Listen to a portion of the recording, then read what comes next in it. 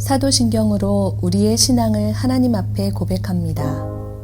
전능하사 천지를 만드신 하나님 아버지를 내가 믿사오며 그 외아들 우리 주 예수 그리스도를 믿사오니 이는 성령으로 잉태하사 동정녀 마리아에게 나시고 본디오 빌라도에게 고난을 받으사 십자가에 못 박혀 죽으시고 장사한 지 사흘 만에 죽은 자 가운데서 다시 살아나시며 하늘에 오르사 전능하신 하나님 우편에 앉아 계시다가 저리로서 산 자와 죽은 자를 심판하러 오시리라. 성령을 믿사오며 거룩한 공회와 성도가 서로 교통하는 것과 죄를 사하여 주시는 것과 몸이 다시 사는 것과 영원히 사는 것을 믿사옵나이다. 아멘.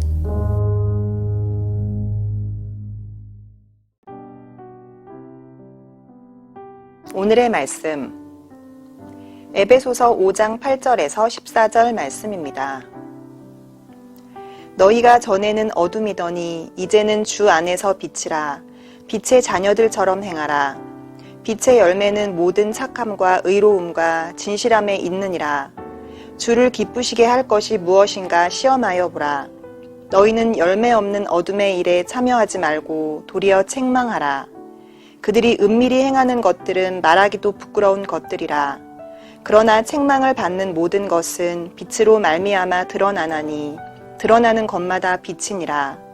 그러므로 이르시기를 잠자는 자여 깨어서 죽은 자들 가운데서 일어나라. 그리스도께서 너에게 비추이시리라 하셨느니라. 사도 바울은 앞서 하나님을 몰랐던 그때에는 이방인이요 외인이었던 그들이 예수 그리스도의 십자가 사건으로 말미암아 이제는 성도요 하나님의 나라의 시민이 되었다고 선포한 바 있습니다. 그리스도인은 변화된 삶을 살아야 하는 것입니다. 주님을 만나기 이전과 주님을 만난 후에 삶의 모습이 똑같다면 그 사람은 자신의 삶을 돌이켜보고 신앙을 점검해 보아야 합니다. 오늘 말씀은 어둠과 빛이라는 단어로 주님을 만나 변화된 삶에 관해 이야기합니다.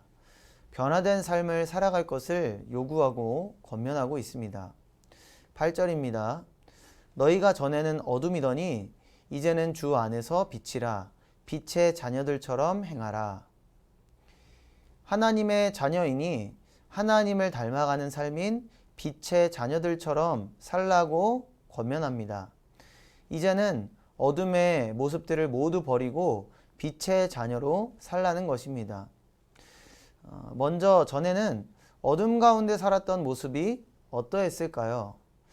여러분, 어둠이라는 단어를 들으면 어떤 것들이 떠오르십니까?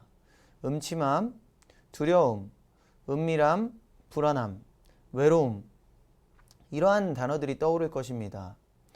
11절에서 13절을 보면 어둠 가운데 살았던 삶의 모습에 대해 이렇게 기록합니다. 열매 없는 삶, 말하기도 부끄러운 것들, 책망받는 모든 것. 전에 어둠 가운데 살았던 삶의 모습이 이러했다라는 것이죠.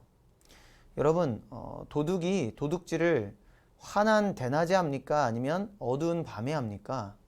당연히 어두운 밤에 도둑질을 합니다. 아주 은밀하게 말이죠. 왜 밤에 도둑질을 합니까? 남들에게 보이지 않게 하기 위해서입니다. 왜 보이지 않게 하기를 원합니까? 떳떳하지 않기 때문이죠. 남들이 보지 않기를 원하는 이유는 도둑질이 부끄러운 일이기 때문입니다. 사람들로부터 책망을 받을 일이기 때문입니다. 그렇습니다. 어둠이라는 이미지는 부끄럽고 책망받을 만한 열매 없는 것입니다. 성경은 분명히 어둠이라는 이미지를 우리에게 설명해 주고 있습니다. 그러한 삶을 전에 우리가 살았다라는 것이죠. 도둑질과 같이 모두가 공감할 만한 부끄러운 일도 있지만 어둠 가운데 행하며 살았던 그런 모습 중에는 그 일이 부끄러운 일인지도 모르고 했던 그런 일도 있습니다. 신앙적으로 말이죠. 하나님의 존재와 주권을 인정하지 않고 헛된 우상을 섬기는 일, 하나님이 아닌 다른 대상을 예배했던 모습들, 세상의 정욕에 빠져 하나님께서 주시는 은혜를 누리지 못했던 모습들, 이 모든 삶의 모습들이 지금 와서 생각해 보면 하나님 앞에 부끄럽고 책망받을 만한 일이었지만, 전에는 어둠 가운데 살았을 때에는 그러한 것들을 전혀 알지 못했었고 깨닫지 못했을 것입니다. 영적으로 눈이 가리워져 있었고 영적 민감성이 없었기 때문입니다. 그러나 이제는 변화되었습니다. 주 안에 거하게 된 삶은 하나님의 자녀, 빛의 자녀의 삶입니다. 그로 인해 영적인 눈이 떠지게 되었고 영적 민감성을 얻게 되었습니다. 9절입니다. 빛의 열매는 모든 착함과 의로움과 진실함에 있느니라. 8절에 빛의 자녀들처럼 행하라는 거룩한 사명을 주시면서 우리에게 요구하시는 것은 바로 빛의 열매입니다. 빛의 자녀이기 때문에 빛의 열매를 맺어야 하는 것입니다. 그 빛의 열매를 맺기 위해서는 착함, 의로움, 진실함이 필요합니다. 어둠과 반대되는 개념의 빛이라는 단어를 들으면 어떤 것들이 떠오르십니까? 소망, 밝은 미래, 기쁨, 감사, 이러한 것들이 떠오르실 것입니다. 이러한 것들을 위해서는 착함과 의로움, 그리고 진실함이 필요하다라는 것이죠. 우리 그리스도인은 하나님의 자녀입니다. 빛의 자녀입니다. 우리는 변화되었기 때문에 과거에 어떠한 삶을 살았는지는 중요하지 않습니다. 지금 현재가, 그리고 앞으로의 미래가 중요한 것이죠. 과거의 부끄러움을 버리고 하나님 안에서 착함으로 살아야 합니다. 이전과는 다른 삶을 살아야 하는 것이죠. 이러한 생각과 태도가 그냥 나오는 것은 아닙니다. 오늘 본문 10절입니다. 주를 기쁘시게 할 것이 무엇인가 시험하여 보라. 하나님이 무엇을 기뻐하실까 고민하고 자신의 삶의 자세를 돌이켜볼 줄 알아야 합니다. 11절 하반절을 보면 빛의 자녀를 향해 어둠의 일에 참여한 자들을 책망하라고 말하고, 13절은 책망받는 모든 것을 빛을 비추어 드러난다, 이렇게 말씀하고 있습니다. 빛의 자녀들에게 어둠의 일에 참여한 자들에 대해 방관하지 말고 적극적인 삶을 살라고 권면합니다. 여러분, 이런 말 들어보셨습니까? 나만 아니면 돼. 다른 사람이 어떤 어려움이나 곤란한 일을 당했든지 나만 아니면 아무런 상관이 없다라는 것입니다. 우리 믿는 자들에게는 이런 마음이 있어서는 안 될 줄로 믿습니다. 그런 마음으로 영혼에 대해 소극적인 자세를 보이지 말고, 방관하지 말고 적극적으로 어둠에 거하고 있는 영혼을 책망하여 주님께로 이끌고, 어둠이 드리워진 그들에게 빛을 비추어 어둠이 드러나게 하라는 것입니다. 그것이 바로 빛의 자녀로서 하나님을 기쁘시게 하는 일인 것입니다.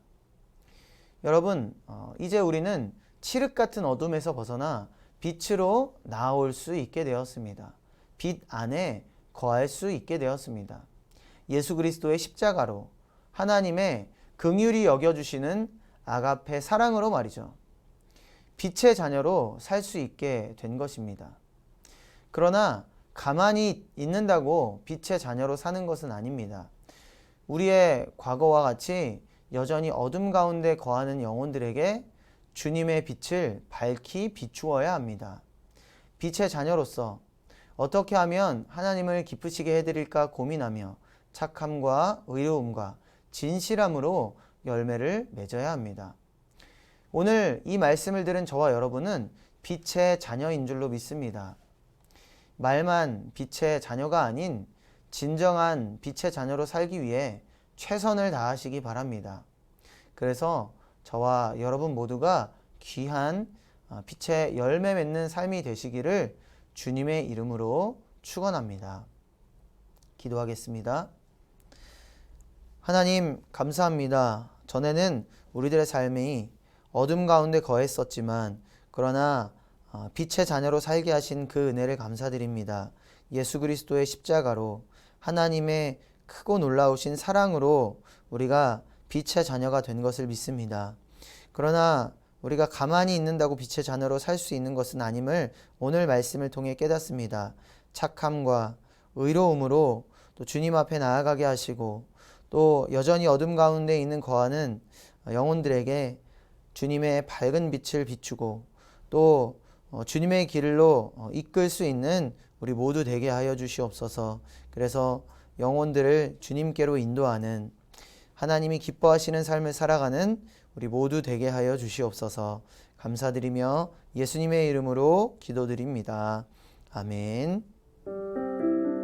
주님이 가르쳐 주신 기도로 예배를 마칩니다.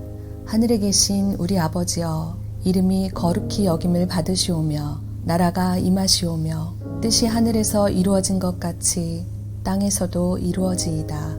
오늘 우리에게 일용할 양식을 주시옵고 우리가 우리에게 죄 지은 자를 사하여 준 것 같이 우리 죄를 사하여 주시옵고 우리를 시험에 들게 하지 마시옵고 다만 악에서 구하옵소서. 나라와 권세와 영광이 아버지께 영원히 있사옵나이다. 아멘.